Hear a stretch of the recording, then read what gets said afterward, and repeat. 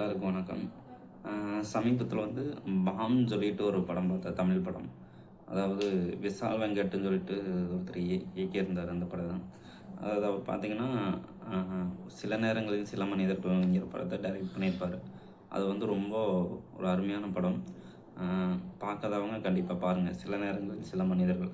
அந்த படத்தை டைரக்ட் பண்ண விஷால் வெங்கட்ங்கிறவர் தான் இந்த பாம் படத்தை டைரக்ட் பண்ணியிருந்தாரு. உண்மையாலுமே ஒரு ரொம்ப நல்ல படம். ஒரு ரீசெண்டான போர் அடிக்காம, அதே சமயம் பல ஒரு நல்ல கருத்துக்களை, ஒரு நல்ல சகோதரத்துவத்தை சொல்லி நல்ல கதையை கொண்டு போகிறாங்க. அது பார்த்திங்கன்னா என்ன பேஸ் பண்ணேன்னா, ஒரு கிராமம். அந்த கிராமத்தில் ஒரு மக்கள் ஒரு சைடும், இன்னொரு மக்கள் இன்னொரு சைடு தனித்தனியாக இருக்கிறாங்க. ஒரே கிராமம் தான். அதில் மக்கள் தனித்தனியாக இருக்கிறாங்க, பக்கத்தை ஒட்டி ஒட்டியே. அவங்களுக்கு என்ன இதுனா, முன்னொரு காலத்தில் நடந்த ஒரு சின்ன பிரச்சனைன்னு சொல்ல முடியாது. அது ஒரு மூட நம்பிக்கை சார்ந்து ஒரு நிகழ்வு நடக்குது. அந்த நிகழ்வை பேஸ் பண்ணி இந்த 2 கிராம மக்களுமே தனித்தனியாக இருக்கிறாங்க. அந்த 2 கிராம மக்களுமே ஒருத்தரோட ஒருத்தர் பேசக்கூடாது. அவங்க பகுதிக்கு இவங்க போகக்கூடாது, இவங்க பகுதிக்கு அவங்க வரக்கூடாதுன்னு சொல்லிட்டு ரொம்ப கட்டுப்பாடுகளோடு இருக்கிறாங்க. அப்படி இருக்கிறப்ப ஒரு கிராமத்தில் வாழ்கிற காளி வெங்கட்ங்கிற இதில் லீட் ரோல் அர்ஜுன் தாஸுன்னு அப்புறம் காளி வெங்கட் 2 பேர் பண்ணியிருப்பாங்க. ரொம்ப அருமையாக பண்ணியிருப்பாங்க. அதில் பார்த்தீங்கன்னா, காளி வெங்கட் ஒரு கிராமத்தில் வாழ்வார். அவர் இந்த 2 ஊரை எப்படியும் சாகறதுக்குள்ளே ஒன்றா சேர்ந்து நான் பார்த்துடணும் அப்படின்னு சொல்லிட்டு ஒரு வைராகியத்தோடு இருப்பார்.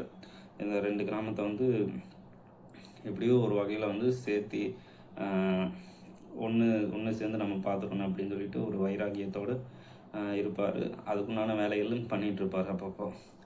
அப்படி இருக்கும்போது அவர் நிறைய ட்ரிங்க் பண்ணுவார்.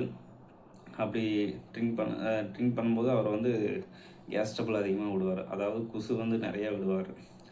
அந்த குசுவை வச்சு தான் இந்த படத்துக்கு பாம்புன்னு சொல்லி பேரை வச்சுருப்பாங்கன்னு நான் நினைக்கிறேன். ஏன்னா அவர் ரொம்ப அதிகமாகவே குசு விடுவார். அப்படி இருக்கும்போது ஒரு நாள் அளவுக்கு அதிகமாக தண்ணி அடிச்சுட்டு அவர் இறந்து போயிடுறாரு. அப்படி இறக்கும்போது அதை அர்ஜுன் தாஸ் நம்பாமல், இல்லை என் நண்பன் இவன் இறக்கலை அப்படின்னு சொல்லிட்டு உயிரோடு தான் இருக்கிறா அப்படின்னு சொல்லிட்டு அவரை தூக்கிட்டு போகிறாரு. அப்படி இருக்கும்போது தூக்கிட்டு போகிறப்போ அவர் ஒரு இடத்துல மரத்துக்கு கீழே போய் வச்சிடறாரு அந்த அவரோட பாடியை, காளி வெங்கட் பாடியை.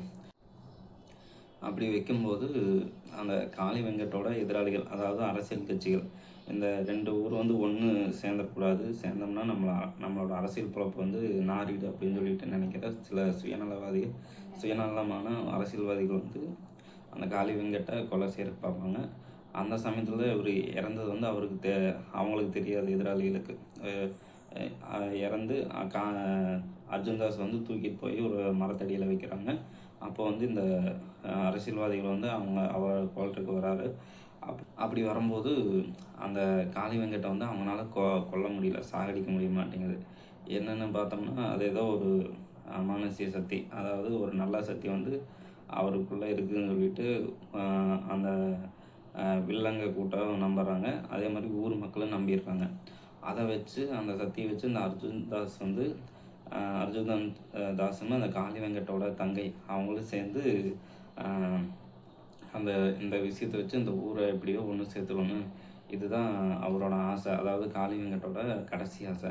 அதனால் நம்ம இதை எப்படியோ ஒன்று சேர்ந்து செஞ்சுக்கணும் அப்படின்னு சொல்லிட்டு நினச்சிட்டு அதை சுற்றி சில வேலைகள் பண்ணுவாங்க. அப்படி அந்த இதெல்லாம் பண்ணி கடைசியாக அந்த ஊர் ஒன்று சேர்ந்து தான் அந்த ரெண்டு தரப்பு வில்லேஜ் மக்களும் ஒன்று சேர்ந்தாங்களா இல்லையா அப்படிங்கிறத அந்த கதையை முடிச்சிருப்பாங்க. ரொம்ப அருமையாக சொல்லியிருக்காங்க. எனக்கு நல்ல படங்களில் தேடி தேடி பார்க்குற ஒரு பழக்கம் இருக்குது. அதை மற்றவங்ககிட்ட நான் சொல்லுவேன், இந்த மாதிரி படத்துங்க பாருங்கள், நல்லா இருக்குது.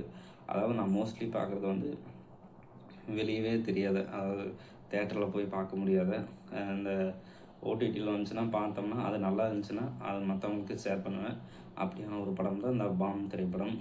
கண்டிப்பாக ஃபேமிலியோடு உட்காந்து பார்க்கலாம், நல்லா என்டர்டெயின் பண்ணுவாங்க. ரொம்ப சில இடங்கள்லாம் ரொம்ப எமோஷ்னலாகவும்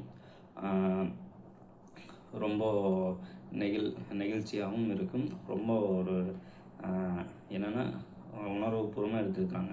முழுக்க முழுக்க வந்து வில்லேஜ்லேயே நடக்கக்கூடிய கதைங்கிறங்காட்டி அதை வந்து நமக்கு ஈஸியாக வந்து கன்வே பண்ணிடுவாங்க. அந்த நிகழ்ச்சி எல்லாமே கேரக்டரு முதற்கொண்டு இசை முதற்கொண்டு எல்லாமே நல்லா அழகாக பண்ணியிருந்தாங்க.